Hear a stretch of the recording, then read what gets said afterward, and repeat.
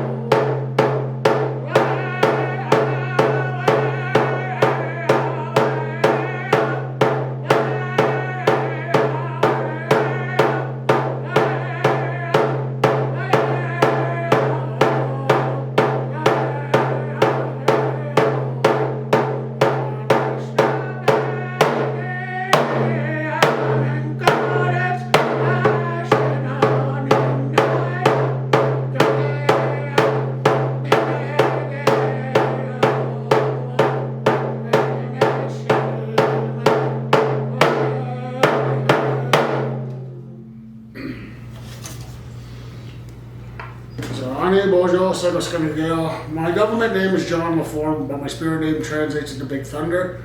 I come from Mississagas, the current Six Nations Reservation. I'm half Mohawk, half Ojibway. I sit in the Turtle Clan. I'm here to share tonight a little bit about the balance of your mind, body, spirit, and emotions when it comes to healing. And share a little journey of how I learned that teaching with my own personal experience. So, I grew up in a very traditional household. My grandfather and grandmother both were traditional people. Both left the mush hole in Brantford, Ontario. Were taken back to a community of Six Nations and were looked after by the community. My grandfather had a lot of teachings, and my mother passed away when I was very young. And my dad had a very heavy addiction to alcohol. So I was at my grandparents' house quite a bit, and I was lucky to be able to receive teachings when I was a very young man, because I know a lot of our community has not received or not given that. Myself, I'm a pipe carrier, I'm a lodge keeper, I'm a song keeper, I'm a knowledge keeper in our community. I do a lot of work, this traditional work here in the city of Toronto. I call Toronto home now, even though Mississagas and Six Nations is only an hour and a bit out. But Toronto is my home, is what I call home now. I do currently work at Native Men's Residence at the second day program as a life skills coordinator. But I also do a lot of work throughout the city of Toronto with all the other agencies throughout the city. So growing up, like I said, I was given these teachings. I was given pipes. I was given a lot of items when I was very young. My family pipe that I carry, I was given when I was 9, 10 years old. It was gifted to me by my grandfather. It belongs to my whole family, so I carry that for my family. But as a young man, I was very impatient. I wanted things to happen like this. I wanted to be able to see things. I wanted to be able to see names. I wanted to be able to see spirits. I wanted to see this. But there was a lot of stuff that I was carrying that I didn't understand why I wasn't getting what I wanted. So I put my bundle away for a while when I was about 13, 14. I put it away. And as I put that away, I broke my spirit, and I started into addiction, started into crime. Spent many years in and out of the institutions, jails. 90 something, I got sentenced to 4.5 years in penitentiary. And then when I got released in 98, I decided to come to Toronto, make my journey to the Big Smoke. And but when I was in, I got a big habit of crack cocaine. I started smoking dope. And when I came to Toronto, it wasn't easier. So I ended up living on the street from 98 to 04 here in the city of Toronto. I'd gone to many different types of programs, many different things, and trying to figure out why I was still struggling, still finding myself. And in 04, I decided to go to a program up in Namadine, Quebec called Bi-naagozi Canada. And I was the only English-speaking person up there, so it was a little hard somewhat. But when I got there, I left December 14th of 04, left Toronto, and got off the bus. There was about this much snow here in Toronto. I got off the bus in Namadine, Quebec, and the snow was up to about my waist. And I was like, what the hell am I doing? And I was like, I had money in my pocket, everything. I was like, can I get a bus ticket back to Toronto? And they're like, no, we only have buses every couple of days. And so I was like, what? And you're here for a little bit anyway, so. And it was over the Christmas holidays, so that treatment center was shut down. There was no programming, no nothing. But I said, okay. I said, I'll give it a shot. It's something different. So I did that, and probably about the first week of January, I was sleeping and I got woken up by some of my ancestors, spirits. They woke me up and asked me if I was ready to take my bundle back, if I was ready to retake my spirit. And I was confused because I thought being sober and whatnot, that I retook my spirit. But then I sat with that for a couple of days, and I called my grandfather. And I told him what happened, and my grandfather goes, so they came to see you. I said, what do you mean? He goes, well, they came to visit me, told me they were going to come see you. I was like, so what does this mean? He goes, well, do you want your bundle? So my grandfather drove from Six Nations Reservation all the way up to Namadine, Quebec in the winter, middle of a snowstorm. And his old Dodge truck drove up, and the treatment center actually allowed him to stay up for a couple of days. So he was able to, they asked him if we could build a sweat up there and everything, and they gave us permission. So my grandfather sweated me, handed my pipes back, handed my feathers, handed my drums, everything back to me. And I felt good about it. I felt really good about taking my items back. And I see now why a lot of our community is lost sometimes and confused. We step away from our spirit, we step away from a lot of things. So once I retook my bundle, and I came back to Toronto, I was doing good and everything, but I was still very impatient. I wasn't getting what I wanted. I wasn't getting the visions. I wasn't getting things like that. So I went fasting. I went for a fasting with an Islamic health. Went up to Mansfield, Ontario, and I went out fasting. And during that fast, I was a couple of the clan mothers from Six Nations had come to see me. And they started talking to me about our canoes that we all live in. We all have our own canoe that we paddle. We're the only people that can paddle that canoe. We're always paddling. They were telling me my canoes are always going back and forth, and backwards. And I asked them why. And they wouldn't say it. They didn't tell me at that time, so I had to go see an elder, one of the clan mothers down in Six Nations, to ask about that. And she was telling me because of the fact that I'm carrying other people's stuff, I'm carrying other people's hurt and other people's harm that they've done to myself, the sexual abuse, the physical abuse that I received as a child. So I was talking with her, and she goes, the only way you're going to be able to do that is by forgiveness and by releasing that and cutting them strings. I asked her how I did that, how I could do that. I said, I thought I forgave everybody that harmed me. I thought I forgot about it. When she told me, forgiveness is not forgiving them. Forgiveness is forgiving yourself. Because that's one of the things that we forget about a lot of times when we look at ourselves, when we go through that healing process. It's because we blame ourselves for all of it. We blame ourselves for all the harm and all the hurt that has happened to us. We blame their close family members there, because I blamed my father for a very long time because of his addictions, because he put me in that position of being hurt and everything like that. So I blamed him. And so when I was actually, I went to my uncle's grave. I took my tobacco, and I told him, I says, this doesn't belong to me anymore. It doesn't belong to you, it belongs to the Creator. And I put my tobacco down. And I did that with a couple other things I had. I went to my father. Me and my father barely talked about stuff. And growing up, we never heard the words "I love you" from my father. He never told us he was, but that's because he never heard it. He never heard that kind of stuff.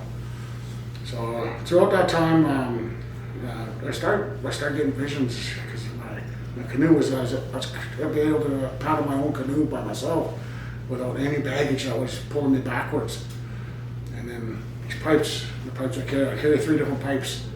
I started getting these visions, and I was like, whoa. I started getting a little scared of it at first, because I was like, I didn't expect it to come so quick. I didn't expect to be able to start seeing these things, learning more and more, and sitting with more and more elders. So one of the teachings is about that forgiveness of ourselves and taking care of our own selves, and that's why I want to talk about mind, body, spirit, and emotions when it comes to healing. Because when we look at the 4 quadrants of that medicine wheel, we have to look at all 4 quadrants when it pertains to healing yourself. Because we all think, oh, I'm working on my emotions, I'm good. But then you leave your physical, and you leave your spiritual, you leave it sitting there, and it's getting damaged even more by other things, because you're focused on one thing. You're focused on healing your emotions, and then I'll focus on my physical health. Then I'll focus on my spiritual and my mental. And you don't look after them all in the same pot as your own body. You don't look after things, and you're not looking after. You're looking after them, but the way I was told is that we abandon them for a bit. I leave my physical. My physical health got really bad, my diabetes, everything like that. When I got back from treatment, my diabetes was really bad. My A1C was 21 point something. They were like, how are you still walking around? But I don't know. But so once I was able to start understanding that process of working on all 4 quadrants of healing, my whole spirit started coming back to me as a person. I started feeling more confident in myself. I started feeling more positive about what I was doing, about stepping into the community, taking on more ownership of our community, helping them heal, helping them go through their journey, sharing my story. Because that's one of the things I do. I share my story quite a bit of my journey, from where I've come from to where I am now. I've been close to 22 years sober now, and hasn't been easy, but it's a journey that got me to where I am now, and it's a journey that I love. I actually love the passion of it now, of being sober and being able to do this kind of work and come and share my story, come share these teachings that I received since I was a kid. I started receiving these teachings as a kid, but when we look at especially our spiritual aspect of our life, a lot of us don't have an understanding of what spirit is and how much of a connection there is to all creation. These feathers, these wagons, all these items that are sitting on the table, they all have a spirit, and it has to be connected to our spirit when we carry these items. If I brought my whole bundle, we'd have to add an extra part of the table because of all the items I carry. And I've been asked to carry that, but they don't belong to me. They belong to my community. They belong to the people sitting at the table, the people that come through these organizations. It belongs to them. I've just been asked to look after it, and that has come because of I found who I was again. I found the power again to find myself, to heal, and to be able to guide, walk alongside. Because when we say we help people, it's like we're doing that work for them. Me, I say I walk alongside my community when it comes to healing. I do a lot of work. I've known Niall, Nikki, and all them for a long time. Niall, me and him done a lot of work together. And just a process of coming into these spaces and starting to learn about the connections that we have with all creation around us. And trees, even the cement that's out there. There's a spirit that belongs to that cement because it protects us from getting hurt. Well, it hurts us sometimes, but when we fall. But it protects our feet, so we're not stepping on stones, we're not stepping on glass and stuff like that. It protects us. So even though that we live in a city, when we look at our spirit, you have to learn to reground yourself, reconnect with that, and reconnect with who you are. Because myself, the stuff I do, the work I do with the community is I see a lot of our community, our mixed community, our black and native, because there's so much different types of community in the city of Toronto that they don't have an identity. They're not accepted here and they're not accepted there. They don't feel they're native enough. They don't feel that they're black enough, so they're stuck in that middle ground. I'm not having that identity spirit be strong enough to find who they are as a person. So I do a lot of work with them about reconnecting with who they are as a person, not about a race, because a race is a race. It's what it is. But when you look at who we are as people, when I talk about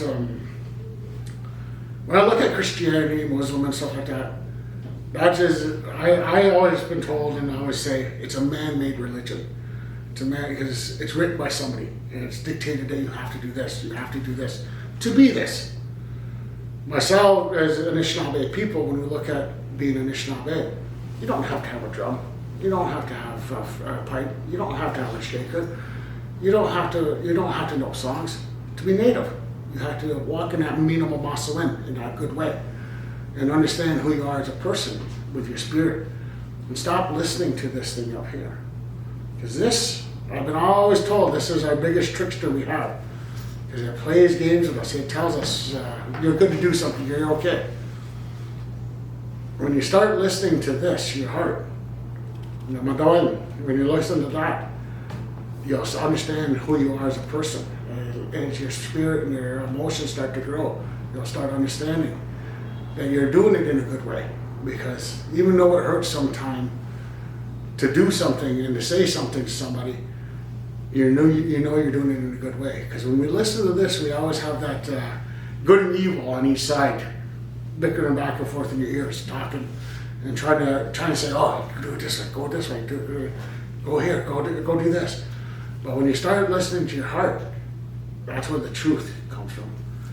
And it comes from here. And once you understand your heart, your mind will start understanding not to play them games, not to play with your emotions and play with your spirit a lot. Because myself, when I first got back from retreatment and stuff, they told me, oh, you can go have a beer, you can go do this, John. You can go out here. But I knew deep down in my heart, I'd listen to my heart, and they'd tell me, John, you know you can't do that. You know if you go have one, it's going to turn into 20. It's going to turn into 30. It's going to turn into you being back on the streets. You're going to lose your job. You're going to lose everything else.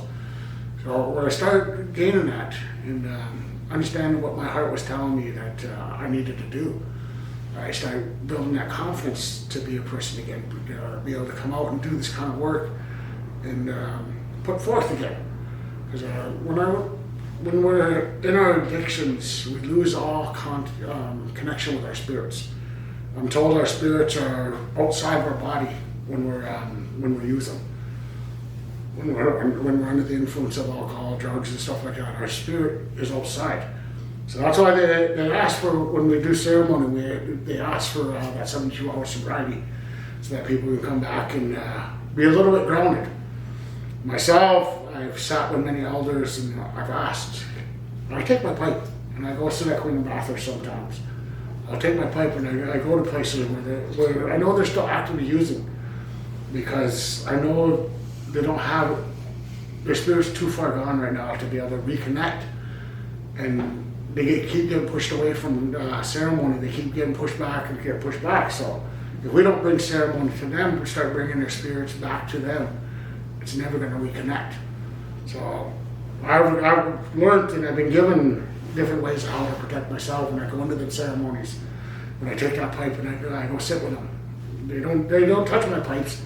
And I'll smoke that pipe and I'll give them that tobacco and I'll give them I'll sing some songs, some healing songs for them. And when I do that, I feel very, very good about myself because I know where I came from. I know a lot of our elders, a lot of our people that do this kind of work. We all come from that. We all come from that brokenness of the intergenerational trauma, the residential schools. Because this was always taken from us. Me growing up, me and my grandfather, we couldn't do this out there. My grandpa couldn't sing the songs, couldn't do the ceremonies.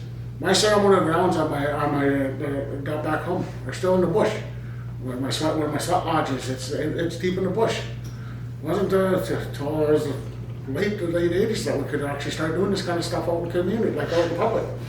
Coming out and sing. Now we got people in parks doing the ceremonies. We got Allen Gardens where we got the whole community trying to regain our ceremonies. So when I look at self-care, it's very important as people too, as us as humans. Me, as I told you guys, I just came straight from work. I've been at work since 5 o'clock this morning. But I made commitments to come down and share, and that's cool. That's what I do. I'll rest. I'll go home and sleep when I need to. But this is my self-care here.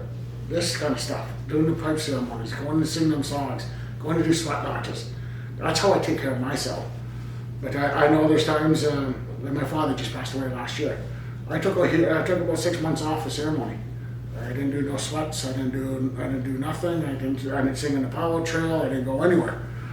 But that's how I had to take care of myself, to understand my mind, body, and spirit, and emotions. When going through that transition, my father leaving us and me being a matriarch of the family now, and I have to understand that I have to take over roles now. So I had to step back from taking care of other people to take care of myself and my family.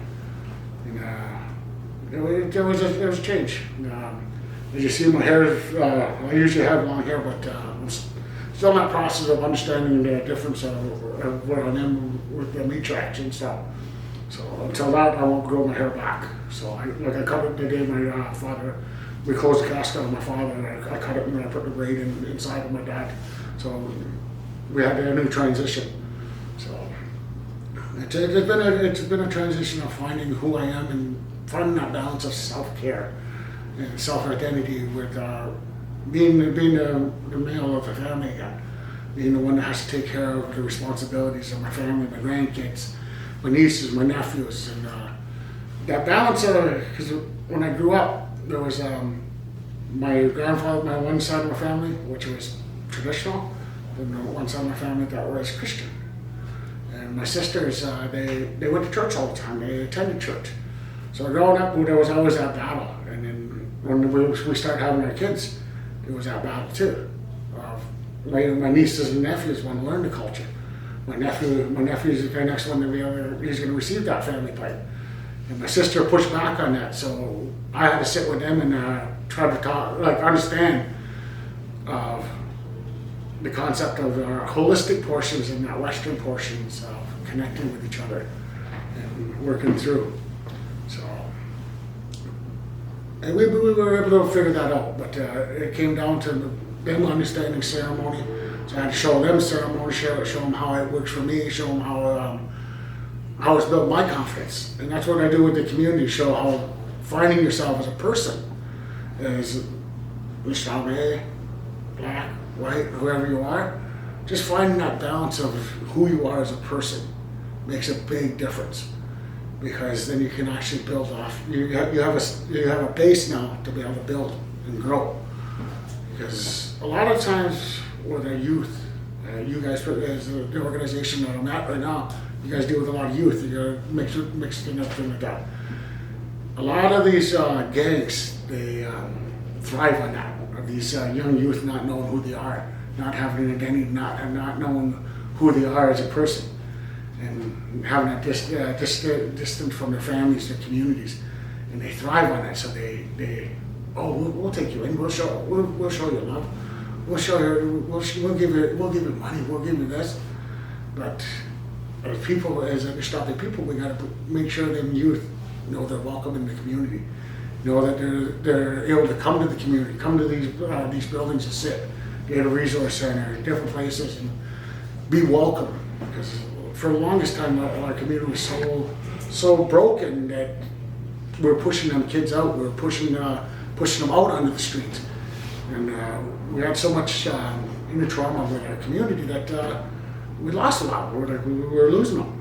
So bringing them back and showing them that finding a balance between who you are as a person and how to balance that through your mind, body, spirit, and your emotions.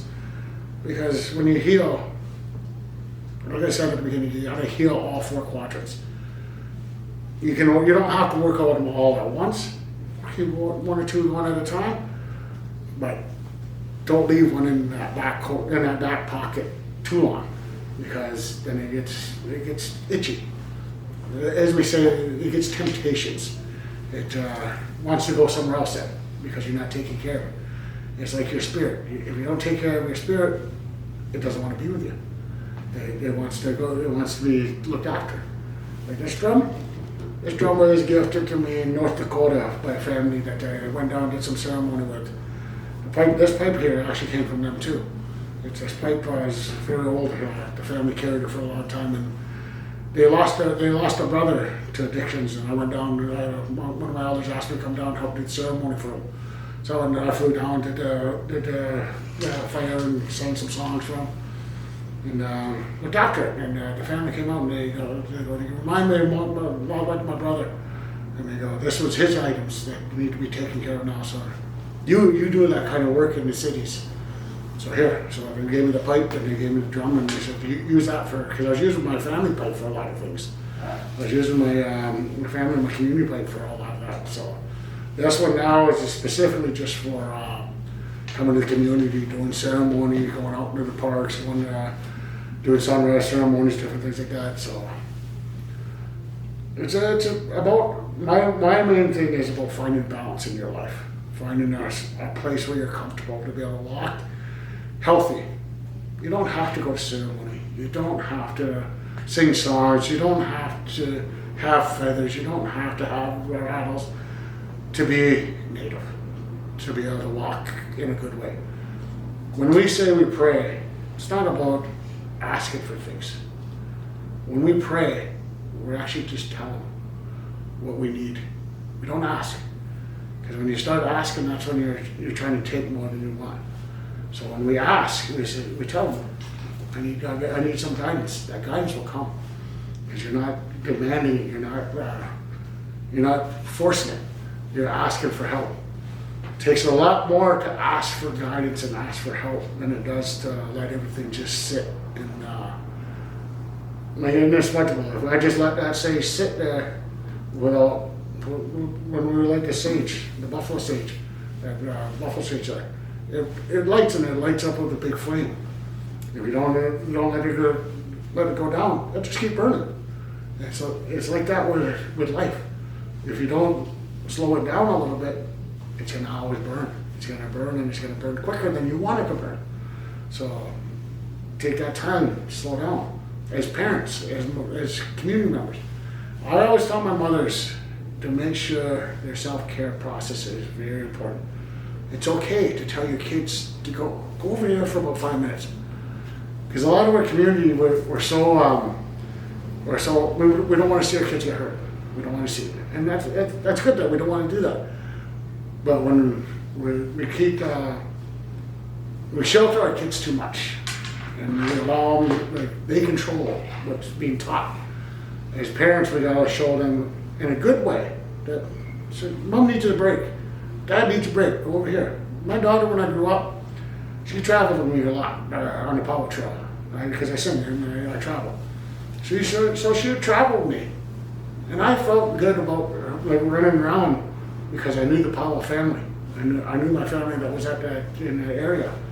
If she was over there, she'd be with one of her aunties, one of her uncles, one of my brothers.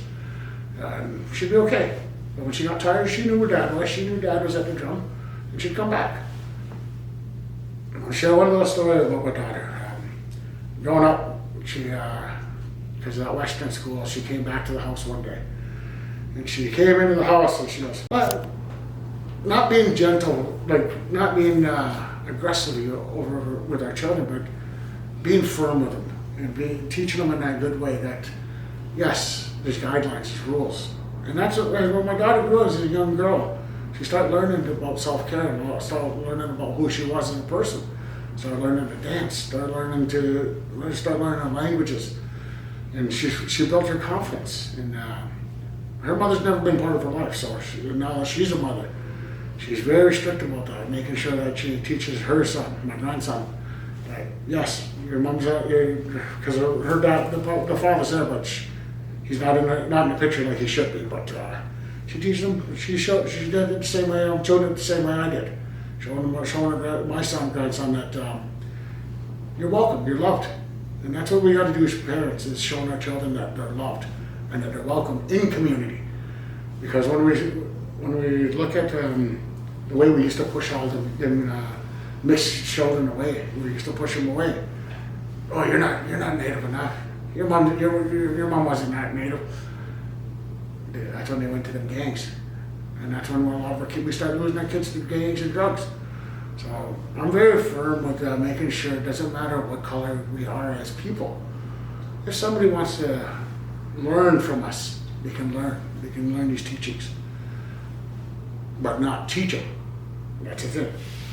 They can come and learn. They can come sit being allies with us. But they can't come, like myself, Niall, Nikki, all of us. When we go to community, we share our teachings, we share them stories, because these teachings have a spirit too. They have a connection with us as people. I'm told, like even with these eagle feathers, you see, I got this beaded on there, but it's not connected to it. It's not sewn onto it. It's sewn on something else. Because when I've been told these eagle feathers, if you poke these eagle feathers, you release that spirit. You release that spirit from that eagle that gave its life for us.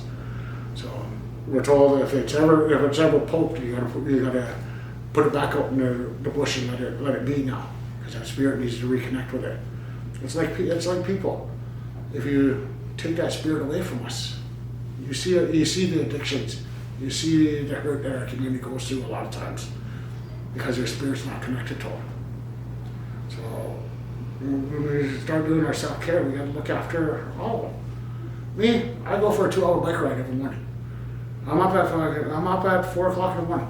And I go for roughly about 2-hour bike ride most mornings. That's taking care of my body, like the physical part of it. Even in the winter time, I get up and now it's getting warm out. I go down because I live in Parkdale. I go down to Sunnyside, do sunrise ceremony down there, sit by the water, enjoy my back. That's how I begin my day. So I'm able to walk into work, walk into community stuff I got to do in a good way. So with that, I say to you much for allowing me to share a little bit. You guys got any questions? Yeah. Not gonna take photos. Photo shoot. Yeah, do you have questions? Yeah, I'm actually gonna pass it to the people online first. If they have any questions, feel free to ask them. Does anybody in the room have any questions? I have a question. When you first started, you talked about spirit names and that you have one. So what are spirit names and why are they important? Spirit names is what Sun and Geese will get your monitor recognized just as people. These government names that we have, they're given to us, and that's the documentation on our Indian cards. When we talk to spirit, we talk with our name that it was given to us, a connection that we have with Creator. And when we receive them names, it's a very, very important ceremony that we go through. Me as being half Ongohoney and half Ojibway. In the Ongohoney way, we have a walking out ceremony for all the kids, usually mid-spring or so, down in the Longhouse. And that's where they receive their names, their traditional names. As an Ojibway person, we receive, as an Anishinaabe people, we receive our names from somebody that's an elder that's known our family, that's known our community for a very long time.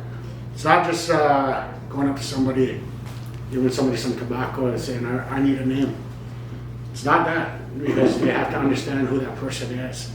They have to understand who we are as people to be able to receive that name. And name Big Thunder I received, it comes because I've always been a boisterous person, even as a young baby. I was very boisterous and very loud. And I received that name when I was 4.5 months old from an elder Gary Sue from Mississagas, Dakota. And it's always, every time I introduce myself with that name, everybody's like, I see that name in you. So when we look at that connection of receiving, it's not about just receiving that name, it's about that connection you get when you receive it, because you receive your name, your colors, you should know your clans, everything like that, so you know that connection. And we just don't use our name, we feast it. I go fasting spring and fall, and I always feast my name, my items, everything like that. But in the wintertime, I always have a big feast for all my items. I take everything out because that's my slow time. That's my time that I'm supposed to relax and take care of myself, emotionally, spiritually. Because during the summer and everything, I'm gone. I'm on the go every week. Every weekend I'm gone somewhere. So during them times, making sure we take that time to honor the spirits that belong to these too, and to our names. As you see on my ribbon, on my shirt, my colors are right there: brown, blue, green. That's what the colors are given me as a young boy. So them are the colors I use when I go into ceremony, when I do my ribbon ties. So. Thank you. Ojibway, but I have no spirit name, and I don't know if I have a clan.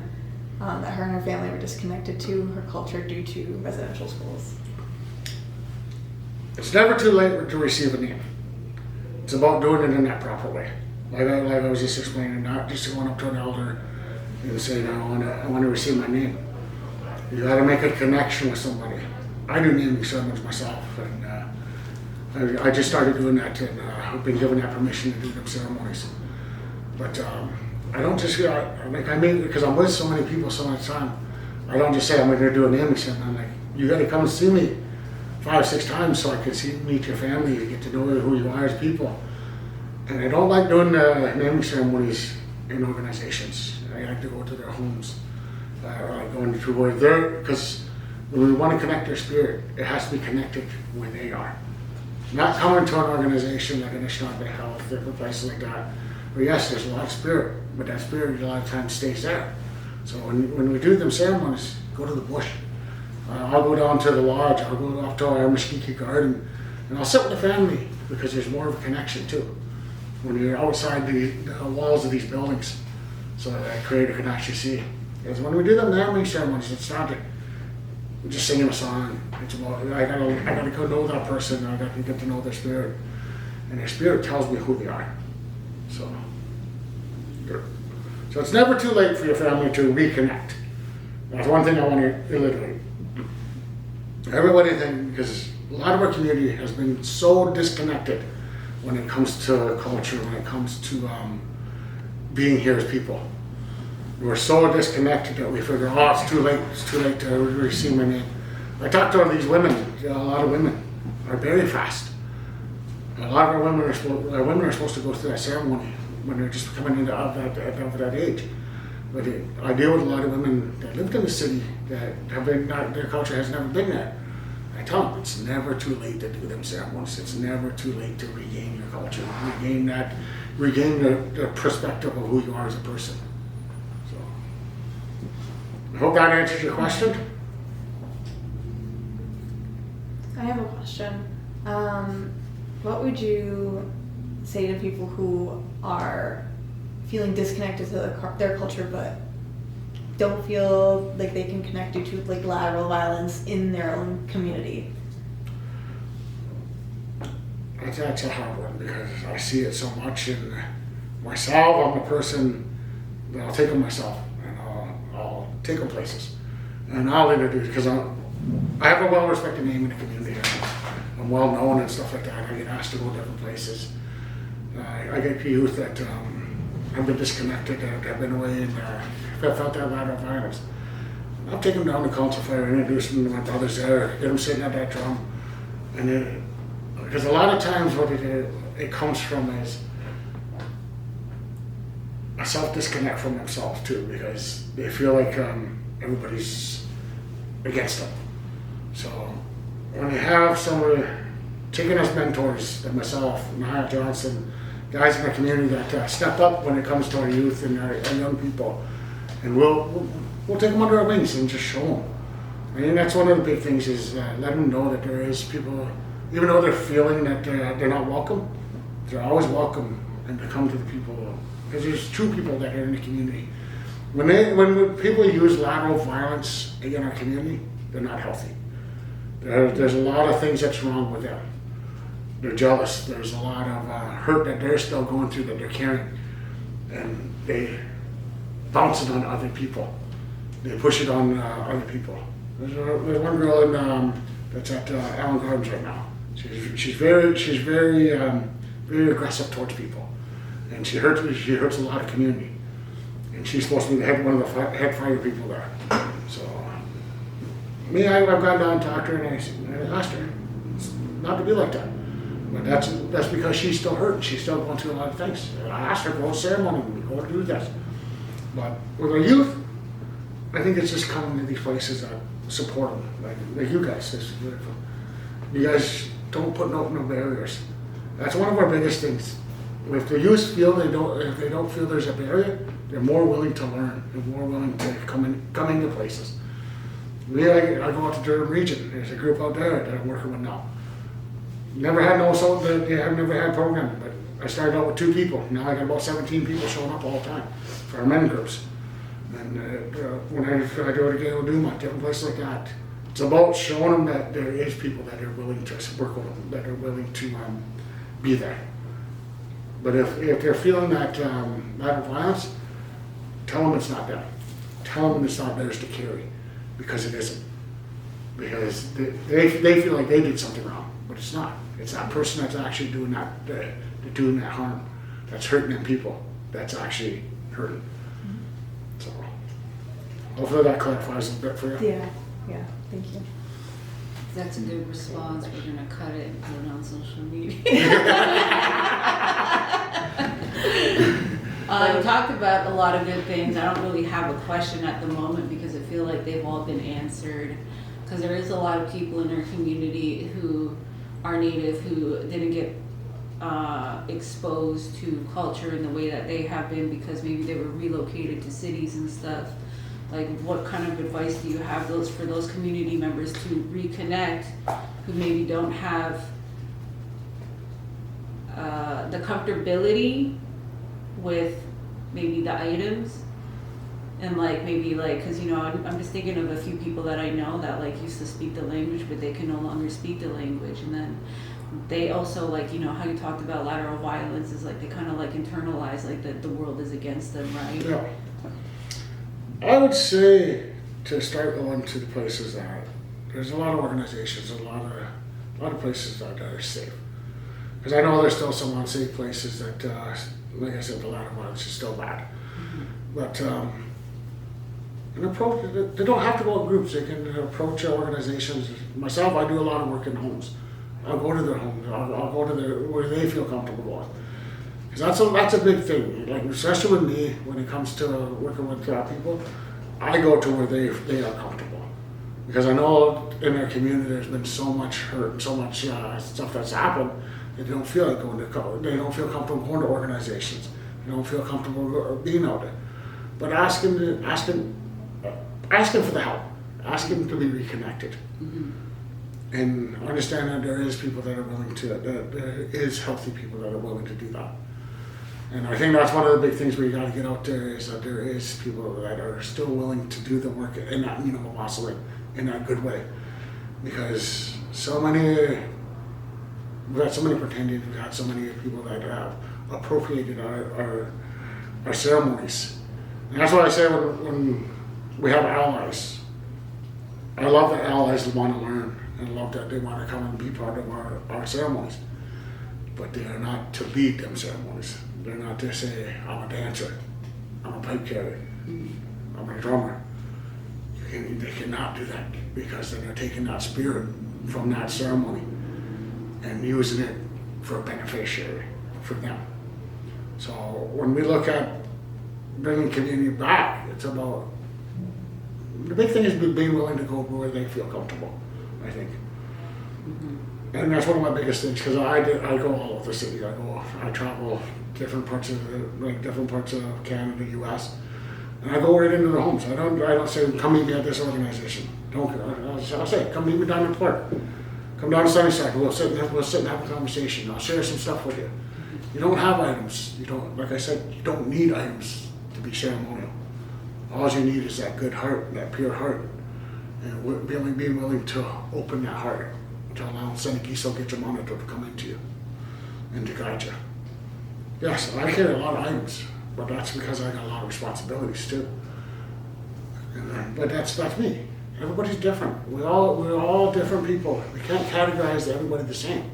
And that's what a lot of people did for the longest time. That, oh, you have to know, you got to know how to sing, you got to know how to do this to be Native. We started going into the Christianity and Muslims ways of, you have to go to church, you have to attend this, you have to do that to be able to be saved, to do this. No, you don't. I'm very strict with that you don't have to know ceremony. Like, you just have to live a good life to be a person of true heart and true being. So I get that. I'm one of them people. Like, when I do ceremony, I don't force people to wear ribbon skirts.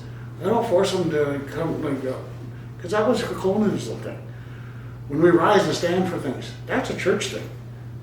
When I'm doing ceremony, we come as we are, as people. So being more open-sided to allowing people to come as they are, as people. They don't have to have, like, yes, I got many ribbon shirts, but these are gifts that I receive. I've never made one. I'll be honest, I'm not an artist like that. This was made by one of my brothers for me. He made that for me. And I had so many other ones that were made for me. I'm not that, me, this is me. I sing, I drum, I do ceremony. But and the thing is, they gotta understand, because we sit in a circle of love. Nobody sits ahead and nobody sits behind. We all sit as equal. That's one thing, one of my teachings I always iterate about is, nobody's ahead, nobody's behind. Yes, even though I got teachings, but I'm no better than anybody. I'm no different than anybody else. I tell people, when I do my teachings, like when I go to Cable do mine, my teachings are, I sat and listened. That's how I was raised. You had to sit and listen. The way I teach, I involve the people that are sitting with me. When I do my seventh grandfather teaching, I ask the community what that means to them before I give mine. Because mine may be different than anybody else's. And mine's not always the right one. What's right is right for them. Not right by, yes, I know the teachings, the original teachings, but when we internalize things, we have to internalize it so it means something to us as people too. So we resonate with it and we understand what it means. So I may be a little different, and I just share a perspective of what that teaching means to them. So. Listen, Migo, I actually really appreciate everything that you had to say today, because I feel like you spoke to a lot of people's experiences. Like, you talked about how your family never said I love you growing up, and that's something that I've grown up with too. Is like, I only asked my mom about it because my dad was saying it and they were separated. He'd be like, I love you, and I'm like, okay, I love you too. And then, like, I remember the first time I got on a plane, I was like flying for like 24 hours. I was so nervous, and I was like, I'm going on this big trip, and I was like, Mom, how come you never say I love you? I was like, I feel like I need that right now. And she was so awkward about it too. She was like, I don't know, I love you, I guess. Like, and it was because, you know, her parents never said that to her either, right? And it's like, it goes down to like residential school, when they would like come get the children, and people would be nervous that they would like never see their kids again, you know? And it's like, people like already like start to disconnect their hearts, and it's a lot of times when children, when they heard that I love you when they were taken, they internalize it because that was the last time they heard it too. Mm-hmm. A lot of times, because by the time they came back from the schools, a lot of their parents were gone. Mm-hmm. So they didn't hear it, and they were beaten, they were abused in the schools. My dad, the first time he actually told me he loved us, I was about 36 years old, and he had a quadruple bypass. And I was sitting there with him, it was just me and him in the hospital, and he woke up. He looked at me, he goes, "Son, I love you." And I didn't know how to take it. And I looked at him and I said, "So why are you saying that to me now?" And he goes, "Because I know I never said it." And he goes, "I see a difference with the way you raise your daughter compared to the way I raise you. Because I told myself, I'm gonna break down intergenerational traumas. I'm gonna tell my daughter. My daughter gets so sick of it. Kind of like you with your dad. You always rolling your eyes. My daughter, when I tell her, she's like, "Dad, you don't have to tell me every day." I'm like, "Yeah, I do. I need you to hear it. Even if I just send her a message, that means something to me." So. Yeah, even with my daughters now, like they're 3 years old, and I'm like, I tell them every like hour of the day, like, "I love you," and they'll be like, "I love you, Mom." Like they say it so much, and Yeah. it's like, you know, it's like it's healing that little part. It's healing some of the trauma that we've all gone through. Mm-hmm. So when I teach, I use my personal experience a lot because I think it resonates. I know it resonates with a lot of people, and it's easy for people to hear something from somebody that's been in a position, that's lived a life, especially the guys I work with. They've all been in and out of jails, different things like that. And when I share my story, they know it's not somebody's reading it from a book. Mm-hmm. My teachings, I'm not reading them from a book. These are from experiences that I've had and I've learned from. When I talk to the guys about addictions and I talk to them about jail and lifestyle like that, they know I'm not just reading it from a book. And that's one thing I appreciate about the treatment center I went to. It was community based, and every staff that was there had their own addictions at one point. I think that makes a big difference when we're working with a hurt community, is having people that have had that experience. Our experience isn't the same, but we can share tools that we've used. So, any other questions? I actually have some, but Ask away. what could someone do, or what would you say to someone who is Indigenous, like an Indigenous youth, but they have lost touch with their Indigenous roots, and they're looking for a way to start going in, or what's the word? Like, I guess start reconnecting, but they live in such a westernized world where they may not have time to do so. Because I know a lot of students, especially in the city, they work and go to school and they work and go to school, and they don't have that time to.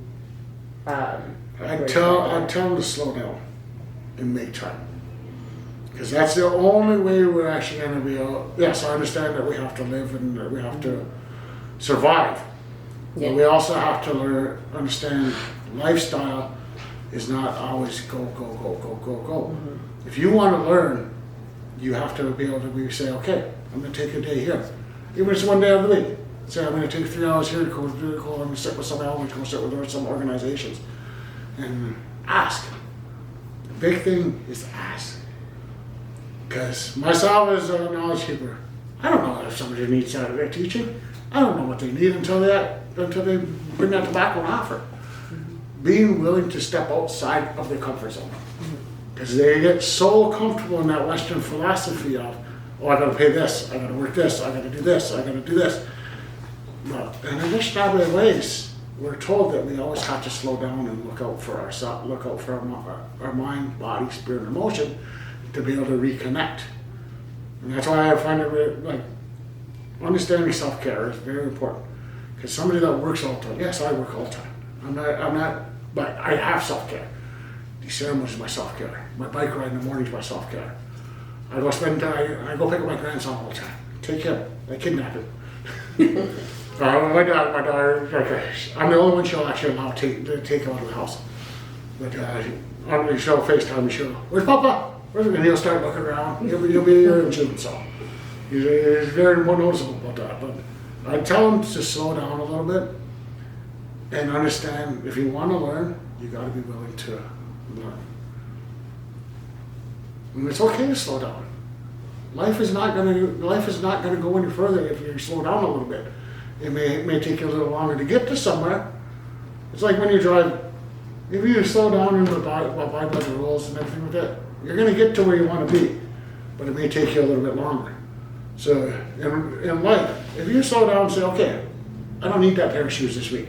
I don't need this. I'm gonna take a couple hours and go to a ceremony, go to a powwow, go sit with an elder. You're gonna learn something. You're gonna gain something more than a monetary gift. Yeah, the money's good. I love money. I love having money, but I don't need it all the time. This is what makes me happy.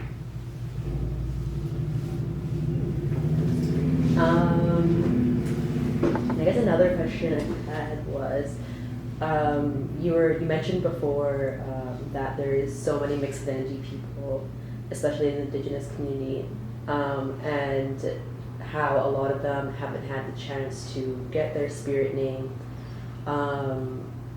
In the case of someone who is like mixed identity, Indigenous, how would they decide which ceremony and which spirit names they would have? Because I know you said that different Indigenous communities do different ceremonies in order to get their spirit name. It all depends on where their Indigenous side comes from.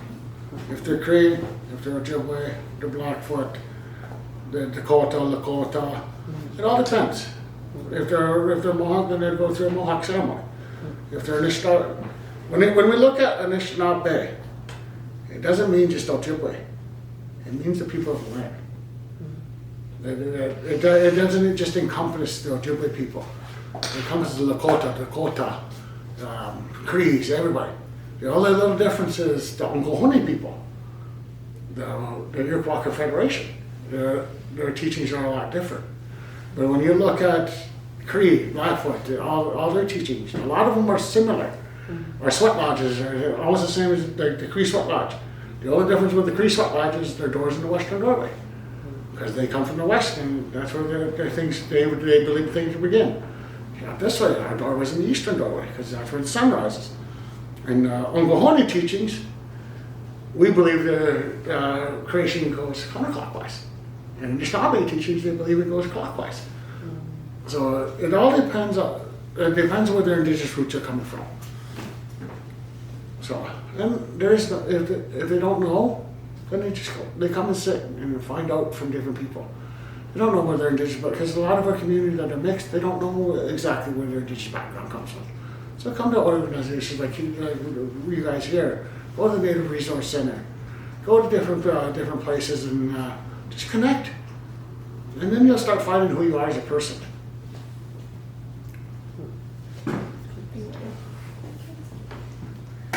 Alright, if nobody else has any questions, then thank you so much, Miigwech, for coming. No problem, I'm gonna sing one more song.